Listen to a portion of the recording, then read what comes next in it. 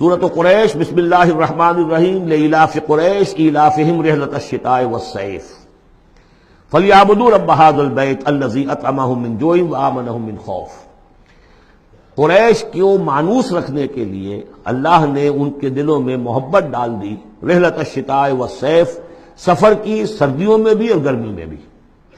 اس میں اشارہ ہو رہا ہے کہ جو ایسٹ ویسٹ ٹریڈ میں قریش کو مونوپولی حاصل ہو گئی تھی، پہلے یہ ٹریڈ قوم سبا کے ہاتھ میں تھی،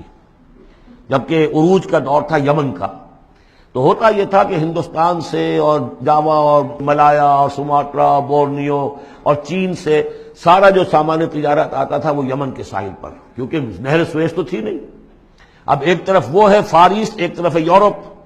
اور یورپ کو اور فار ایسٹ کو ملانے والے کوئی آبنائے نہیں ہے، پانی۔ اور وہ راستہ جو ہے round the Cape of Good Hope, وہ تو 1498 میں واسکو ڈی گاما نے تلاش کیا ہے، گویا کہ حضور کی بعثت کے بعد 800 برس بعد۔ اس وقت کیا شکل تھی کہ سارا یورپ کا سامان تجارت آیا تھا فلسطین کے ساحل پر، شام کے ساحل پر، اور یہاں سے سارا مال آ کر اترتا تھا یہ یمن کے ساحل پر۔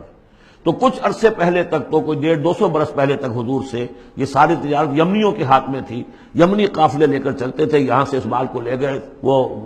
وہاں تک، شام تک، پھر وہاں سے مال لے آئے، اور یہ ایک طرح سے گویا کہ ایسٹ اینڈ ویسٹ جو ٹریڈ تھی اس میں انہیں کی پوزیشن حاصل تھی۔ پھر جب سیل العرم آیا ہے، ان پر سیلاب آیا ہے، وہ تباہ و برباد ہو گئے، تو پھر یہی ایسٹ ویسٹ ٹریڈ جو ہے یہ قریش کے ہاتھ میں آ گئی، اور ان کو خاص طور پر پروٹیکشن یہ حاصل تھی کہ چونکہ یہ خانہ کعبہ کے متولی تھے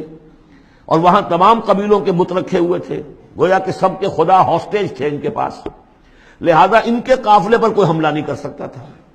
کسی اور کا قافلہ بچ کے جا نہیں سکتا۔ اس قافلے کو لوٹتے تھے بدو، اور اس کو یہ ہے کوئی حفاظت نہیں ہوتی تھی، لیکن قریش کا قافلہ بدو دور رہتے تھے کہ یہ تو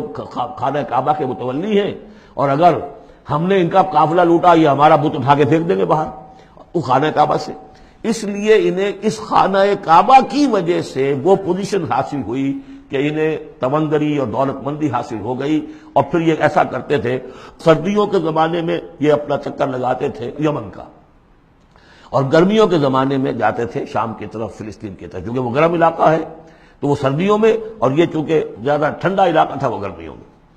لإلاف قریش، اس واسطے کے مانوس رکھا قریش کو، إلافہم رحلۃ الشتاء والصیف، ان کے دلوں میں وہ الاف سے مراد کیا ہے کہ سفر جو ہے ان کا جاڑے کا اور گرمی کا، اس سے ان کو گویا کہ مانوس کر دیا۔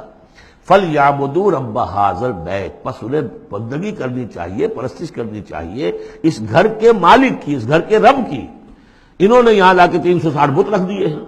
انہیں چاہیے تھا کہ خلوص اور اخلاص کے ساتھ جو اس گھر کا اصل مالک ہے، جس کی توحید کے لیے یہ مرکز بنایا تھا ابراہیم نے، ان کے جد امجد نے، اور کہا تھا کہ ربنا لیقیموا الصلاۃ، تیری نماز قائم کرنے کے لیے میں نے یہ گھر بنایا ہے، تو اس کو انہوں نے جو ہے اس کو بت کدہ بنا دیا۔ دنیا کے بت کدوں میں پہلا وہ گھر خدا کا، ہم اس کے پاسباں ہیں، وہ پاسباں ہمارا۔ تو کرنا یہ چاہیے تھا الذی اطعمہم من جوع، جس نے کہ انہیں طعام پہنچایا اور بھوک سے نجات دی، انہیں غذا دی، انہیں دولت دی، وآمنہم من خوف، اور ان کو امن دے دیا ہے خوف سے، کہ ان کے قافلوں کے اوپر کسی حملے کا خوف اور اندیشہ نہیں ہوتا۔